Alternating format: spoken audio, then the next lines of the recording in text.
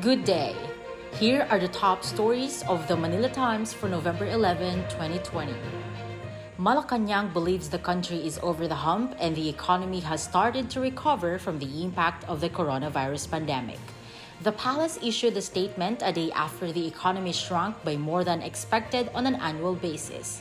Data released by the Philippine Statistics Authority indicated that the gross domestic product or GDP contracted by 11.5% in the third quarter, which according to Palace spokesman Harry Roque Jr. was an improvement from the record 16.9% contraction in the second quarter. The Presidential Anti-Corruption Commission or PACC on Tuesday encouraged whistleblowers to come forward and help the government in its effort to curb corruption. PACC Chairman Dante Jimenez said whistleblowers could speed up the prosecution of cases because their evidences are usually in the form of insider documents or first-hand information.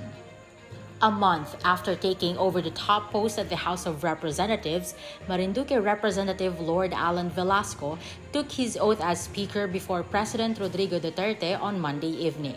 The oath-taking occurred on Velasco's 43rd birthday. His wife Rowena, his father Marinduque Governor Presbitero Velasco Jr., and mother to Heroes Mayor Lorna Velasco were present.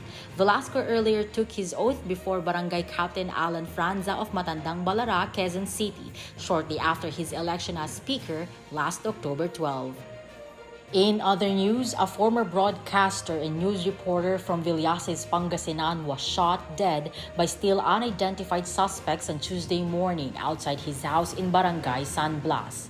Colonel Redrico Maranan, Philippine National Police Provincial Director, ordered investigators to arrest those behind the killing of Virgilio Maganes, 62, formerly a radio commentator of DWPR and the writer of the now defunct Northern Watch, a local newspaper based in Pangasinan. Maganes, who sustained multiple gunshot wounds, died instantly according to a police report. In business, the Philippine economy continued to contract in the third quarter of the year, but at a slower pace compared to the steep decline in the second quarter, the Philippine Statistics Authority reported on Tuesday. The country's gross domestic product or GDP shrank by 11.5%, an improvement from the 16.9% contraction in the second quarter of the year, but a reversal from the 6% recorded in the third quarter of 2019. The third quarter decline also exceeded the negative 7.1 to negative 11.4% projection of economists earlier polled by the Manila Times.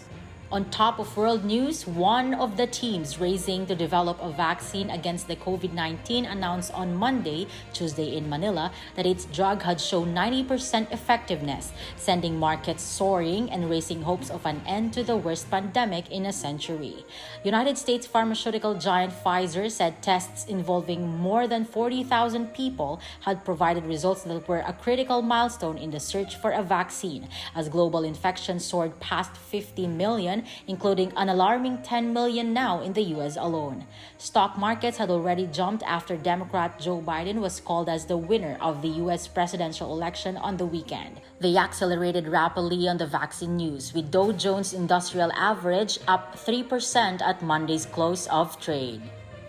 In sports, since the return of Calvin Abueva from his 16-month suspension, the Phoenix Super LPG Phoenix Fuel Masters have become a contender in the PBA Season 45 Philippine Cup. The Fuel Masters will aim to clinch a top 4 spot when they face the Rain or Shine Elasto Painters in the final play game of the single round-robin elimination round on Wednesday at the Angeles University Foundation or AUF Sports and Cultural Center in Angeles, Pampanga. The Fuel Masters are in the third spot with a 7-3 win-loss record, and a win would assure them a slot in the top 4 that comes with a twice-to-beat advantage in the quarterfinals. Rigoberto Teglao is the Times featured columnist on the front page. He writes Communist Party's greatest trick, shocking examples. In its editorial, Times highlighted that every victory carries within it the seeds of its own ultimate defeat.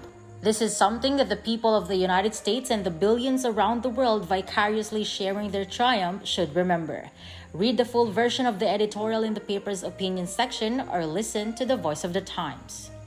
For more news and information, get a copy of the Manila Times on print. Subscribe to its digital edition or log on to www.manilatimes.net. Follow us on Twitter, Facebook, and Instagram.